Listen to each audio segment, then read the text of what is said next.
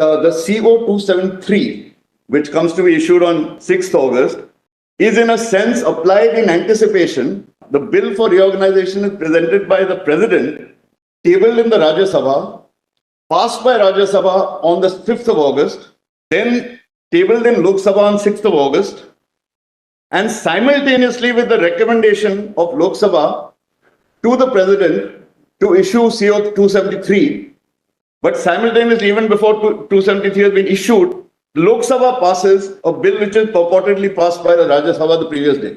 So what happens ultimately... The Justice said, what is the proposition? Then they tailored and managed the time in a manner, everything occurred within this 2 days' time. But we wanted to know, what is that you are saying? The point is that the provisos which are in place and the explanations, the two explanations which are in Article 3, the two explanations were not applicable in Jammu and Kashmir because the 18th Amendment was never extended to Jammu and Kashmir. So the explanation which said that it's a union territory, the argument is that we can interchange states and union territories under Article 3 because of the two explanations which were introduced by the 18th Amendment. That was not applicable to Jammu and Kashmir on the 5th of August. So as far as Jammu and Kashmir is concerned on the 5th of August, it was only a state. Any changes under Article 3 could only be state to state. But I'll come to it, I'm just formulating the points. I'll hand across this. Now, dehors this aspect, my submission is that part 1, that is Articles 1, 2, 3 and 4 have to be read conjointly. And when you read them conjointly, no power can be found in Article 3 to convert a state into a union territory, notwithstanding the two explanations which are added by the 18th Amendment. Yeah. 4 or 5, because I might lose track because it's all oral. It's 4.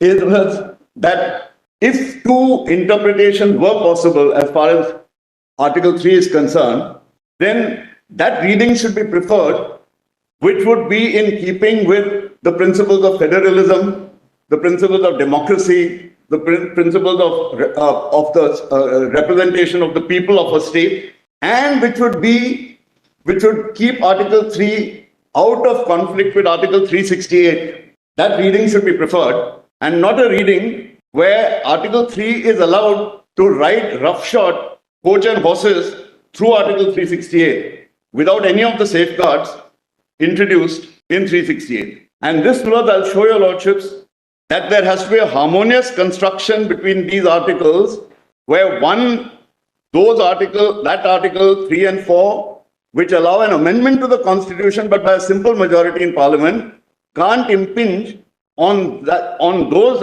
amendments which have the effect of either which attract the proviso to 368 or which in any case require a special majority by their very nature. Will you be referring to the text to the Constitution for developing an argument? How should we now go about it? We made your 4 points. You made a note of the 4 points. No, there is a little more here.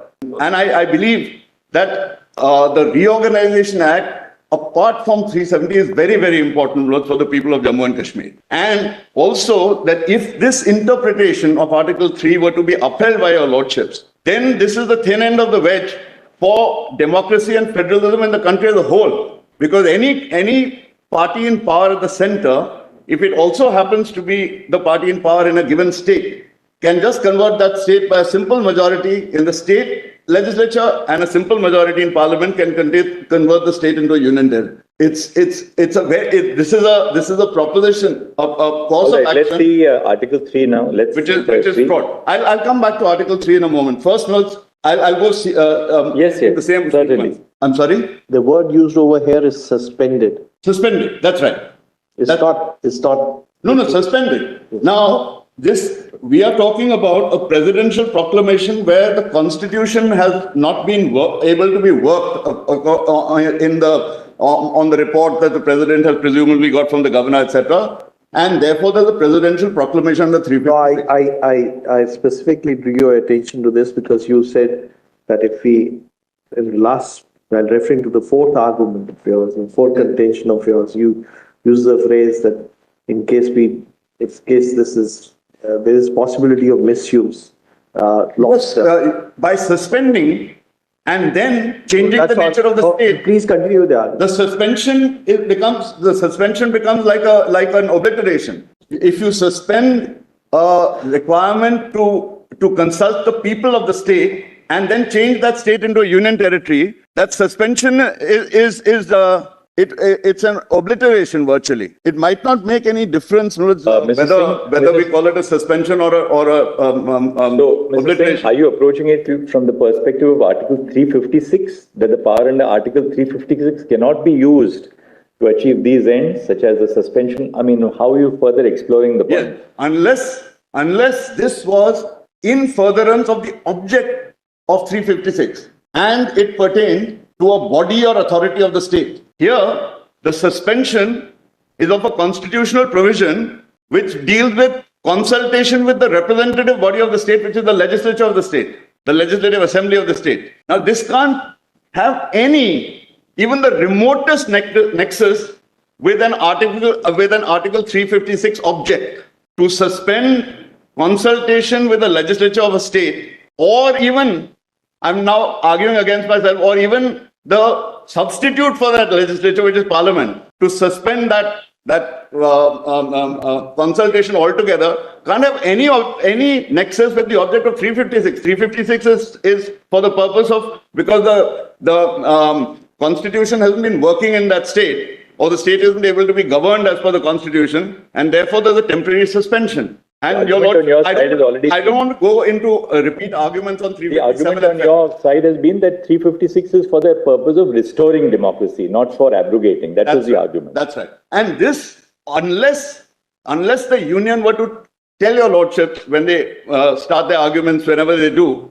unless the union is to tell your lordship that yes, it was an object of Article 356 to change Jammu and Kashmir from a state to a union territory, they can never justify this as having any nexus with the object of 356. Therefore, there are two distinct arguments, therefore. One, whether the power under Article 3 can at all be utilized to convert a state into a union territory. That's one. That I'll come to subsequently. And the second, whether this power was correctly utilized or constitutionally exercised at a time when Article 356 was in operation. Does Article 356 empower the union to do this? That's right. But there are two different areas which we would like to hear from you very briefly. I'm very grateful to my Lord the Chief Justice, but this is one step before that. I'm saying that if you read, it says, make such incidental and consequential provisions as appear to the President to be necessary or desirable for giving effect to the objects of the proclamation,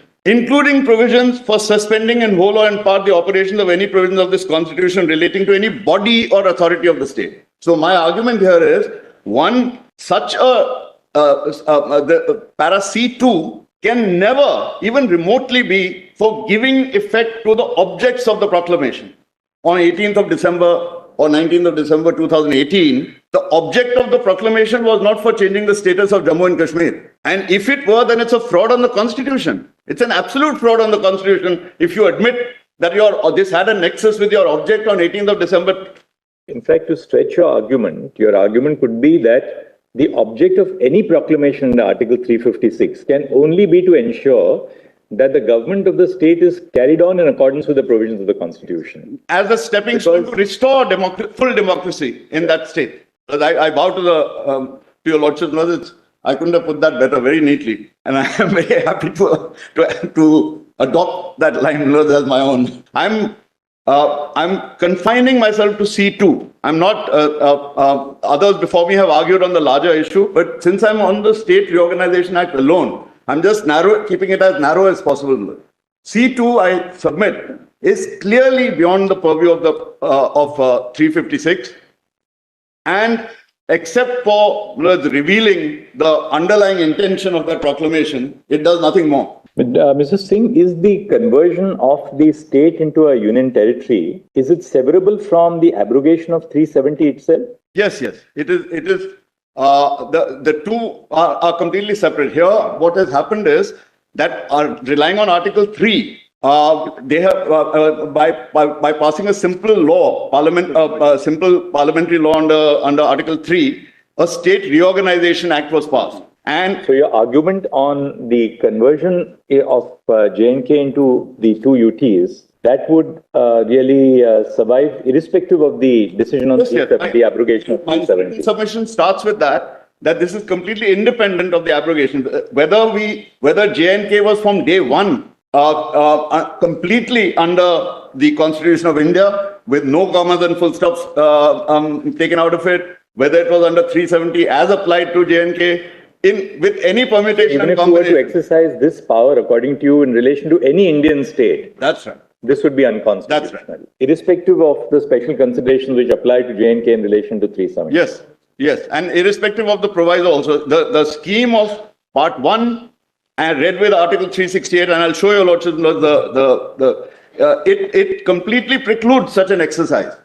Also, when I come to the history, your Lordship will find that all right from the 1919 Government of India Act, 1935 Government of India Act, the precursors to Articles 3, 4 and 368, and then the Constituent Assembly debates and then what came about, this was never the powers given to the Crown, initially to the Governor General in 1919, to the Crown in 1935 and to the Parliament in 1950 were powers meant to mediate when a minority, perhaps in a state, made out a justifiable case for greater self-representation. Suppose there's a linguistic minority in a state, but they have a distinct area, like Haryana was in Punjab or Himachal was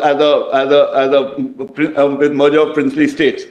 The idea, or let us say there's certain other reasons where there are people who can't get a majority in that state assembly to accept, but they make out a case for greater autonomy, greater representation, for full statehood. Parliament under Article 3 and 4 acts as a mediator. Because how were the UTs born in the Republic? I'll come to that. I think in my judgment in NCT 2, I've dealt with the whole history of how the UTs were created. You have. But and were the UTs, in other words, was there a peculiar constitutional history attached to the creation of UTs? Yes. And does that category remain frozen now? In fact, that category has moved consistently towards full statehood. By the 4th of August 2019, there were only the origin of the creation of UTs. Yes. But look, may I? We'll have to then, because your argument will have to explore in this way. What is the history surrounding the creation of union territories under the Indian Constitution? Yes.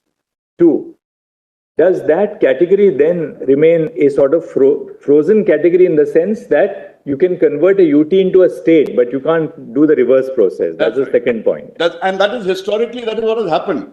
So by 4th of August 2019, there were 7 UTs left in India. Delhi, Chandigarh, Daman and Diu, Dadra, Nagar Haveli, Puducherry, Lakshadweep and Andaman. All other UTs were gradually, once they could become viable units, the moment an area could become a viable unit as a state, it was converted into a state. But what do we find? I mean, how were the UTs created? Yes.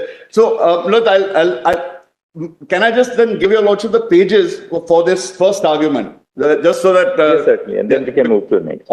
Here, my Lord, Justice Agarwal spoke for the bench. It was a unanimous verdict of the Constitution bench.